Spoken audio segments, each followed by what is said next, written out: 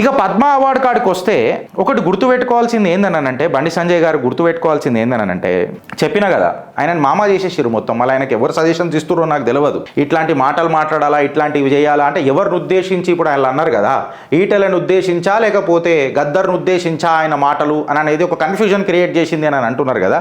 ఈ ఆలోచన పక్క party or to that matter opposite party దాకా పోయింది అని అంటే, ఒక మాజీ అధ్యక్షుడై, కేంద్ర మంత్రి అయి, 2 సార్లు ఎంపీ అయి, వెనకటికి కార్పొరేటర్ అయి, ఊపు తెచ్చినాననే మనిషి ఇయ్యాల ఇట్లా ఊగిపోతే ఎట్లా మాటల గారడిలా అనేది ఒక పెద్ద క్వశ్చన్ మార్క్. ఎందుకు గిరీష్ అని అంటే, పద్మ అవార్డు అనేది గవర్నమెంట్ ఆఫ్ ఇండియా ఇస్తుంది. భారతీయ జనతా పార్టీ ఫేవరెట్ కాదట. తెలంగాణ సర్కార్ నుంచి తీర్మానం కొన్ని లెటర్లు పోతాయి. కొన్ని లెటర్లు పోయిన తర్వాత అక్కడ డిసైడ్ చేస్తారు. అక్కడ డిసైడ్ వచ్చిన తర్వాత ఇస్తారు. ఒక చిన్న ప్రశ్న నేను ఏమడుగుతున్నానంటే, నంది అవార్డుని గద్దర్ అవార్డు చేసినప్పుడు లేని రోషము ఇక్కడ ఎందుకు వచ్చింది, ఇయ్యాలనే ఎందుకు వచ్చింది?